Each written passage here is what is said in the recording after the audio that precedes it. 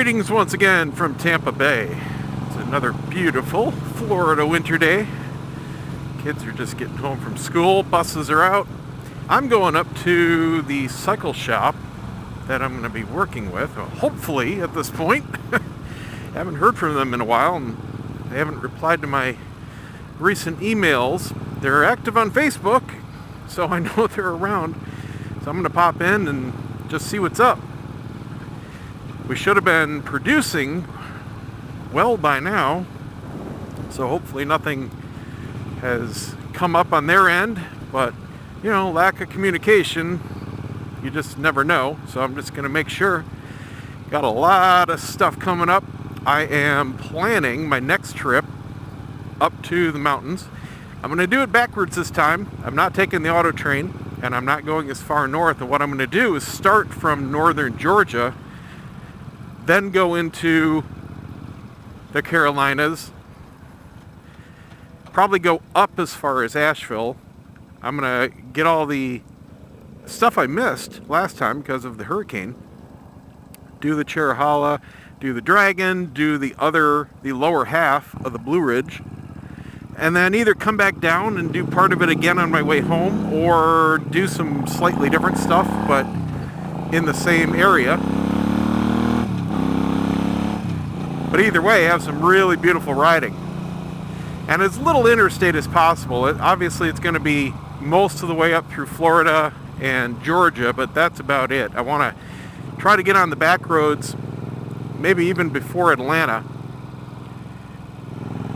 just to make it more interesting. And what I'll do is I'll take one travel day, because I want to, that was the one nice thing about the auto train, is having a completely well-rested start of the trip. So I want to get up there and actually start the cool roads first thing in the morning. So I'll take a travel day to get up to the start of wherever the cool roads are going to be, wherever I'm going to start the actual trip, and just hang out there. You know, I won't have to leave super early in the morning. It's probably looking at about 7 to 8 hours to get to approximately where I want to go from my house.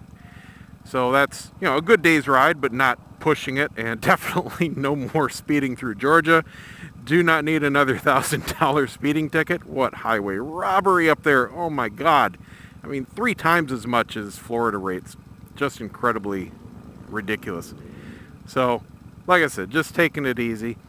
And I'll do the same thing I did last time. It worked out great. I'm just going to stop wherever I end up, grab a cheap motel for the night, recharge everything. Hopefully I don't have any rain this year or this trip, because that really did slow things down.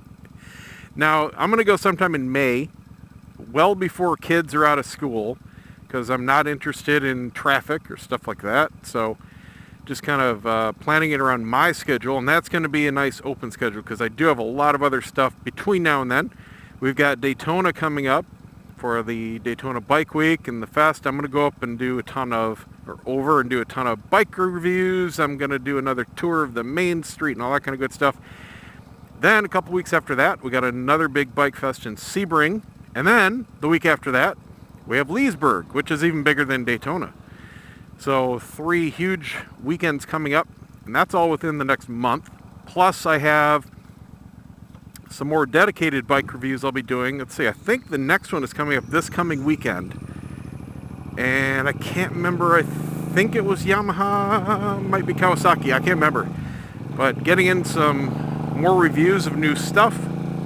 And I want to specifically, if they have it, I don't know if they will, take a look at the 2016 Yamaha FJR. I have no intentions of buying it. I just want to get an up-close look at it. The price was just announced last week.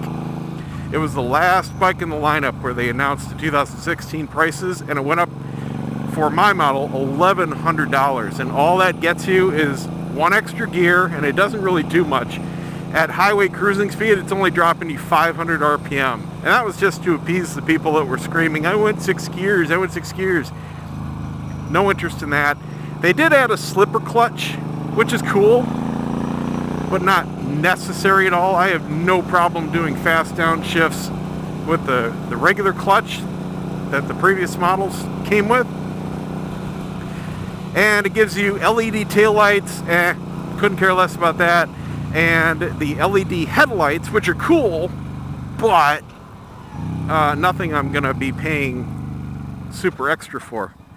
But I just want to take a look at it. Other than that, it's the same bike, same power, same engine, all that kind of good stuff. So the core guts, you know, big deal.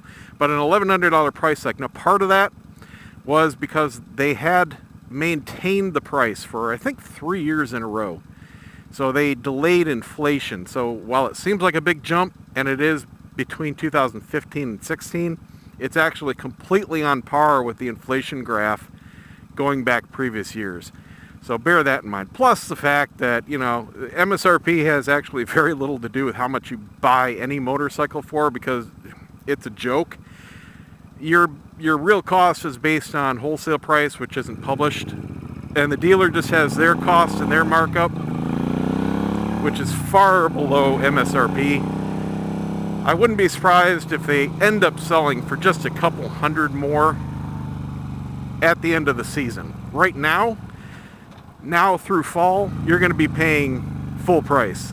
That's just what happens with it. They only make a couple thousand of them, and they only get discounted at the end of the year when riding season's over. So if you can wait, you can score one for, you know, a few $100 more than last year.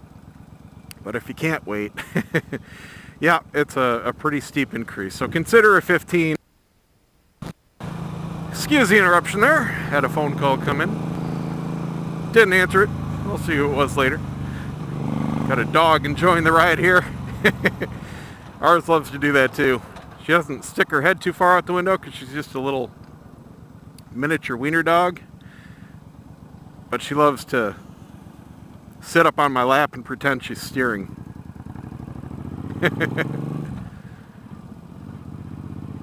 Puppy! So the shop's right up here in a couple blocks. I think they're open. I looked on their Facebook page for their hours. I couldn't remember what day they were closed, Sunday or Monday. Really kind of varies around here. Up north, pretty much everything was closed on Sundays. And maybe it's just a recent trend, but when I moved down here, it was very common for things to be closed on Mondays. That was their day off. But maybe that is just an industry thing, and that's real common around the country now. Let me know, what's your common day off for automotive or service type places? Car dealer. A lot of car dealers here are open 7 days a week here now. They didn't used to be. Back when it was a lot of mom and pop shops, little dealers, now it's pretty much all conglomerates. Around here, one of the big chains is Furman, and that family has dealers in, I think, every brand. And even some dealerships that they don't have their name on that are theirs. They got a lot of stuff. Friendly is another one that's growing pretty quickly. And then there are a couple in Tampa. I think they tend to stick to just Ford and Chevy though, but they have locations all over the place. Rolling into the shop here. I do like their new location. So much easier for parking. That was the first thing I noticed when I went there for the first day. They were all the way down there at the left, and you can only drive your car in there one way. There's no place to turn around or come back out the other side. So now they're here in this corner, and they got this alleyway and normal parking. All good stuff. All right, I'm going to go say hi. And okay, so they're closed on Sunday. Good to know. Looking at the door sign there. We'll see what's up. Thanks for watching. Don't forget to subscribe. Hopefully I've got some videos from here real soon. We'll see you next time.